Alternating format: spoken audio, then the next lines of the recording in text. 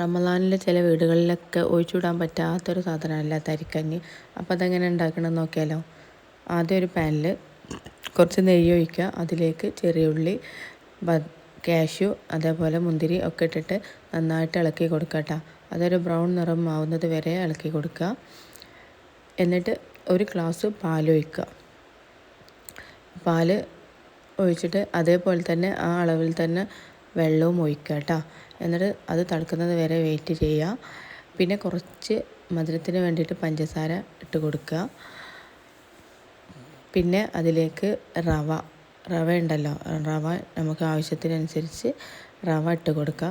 കുറച്ചിട്ട് കൊടുത്താൽ മതി. ഞാൻ ഇതാ ചെറിയൊരു ബൗളിൻ്റെ ഹാഫ് ഇട്ടിട്ടുള്ളൂ കേട്ടോ. പിന്നെ അത് നന്നായിട്ട് ഇങ്ങനെ വെന്ത് വരുമ്പോൾ അതിങ്ങനെ കുറുകി വരും കേട്ടോ, തിക്കായിട്ട് വരും. അപ്പം വേണമെന്നുണ്ടെങ്കിൽ പാലോ വെള്ളമോ ഒഴിച്ചു കൊടുത്തിട്ട്, ചുടുവെള്ളം കേട്ടോ ഒഴിച്ചു കൊടുത്തിട്ട് നന്നായിട്ട് ഇളക്കി കൊടുക്കുക. പിന്നെ ഏലക്കാപ്പൊടി കേട്ടോ, ഞാൻ കുറച്ച് ഏലക്കാപ്പൊടിയും അതേപോലെ തന്നെ ഉപ്പും ചേർത്ത് കൊടുത്തിട്ടുണ്ട് കേട്ടോ. അത്രയേ ഉള്ളൂ, സിമ്പിളാണ്. അപ്പോൾ നമുക്ക് തറാവിയൊക്കെ കഴിഞ്ഞൊക്കെ വരുമ്പോഴൊക്കെ നല്ല ഇത് കുടിച്ചിട്ടുണ്ടെങ്കിൽ നല്ല ആശ്വാസമാണ്. അപ്പോൾ ഞാനങ്ങനെ ഉണ്ടാക്കാറ്. അപ്പോൾ നിങ്ങളൊന്ന് ട്രൈ ചെയ്ത് നോക്കൂ, എന്നിട്ട് അഭിപ്രായം പറയും.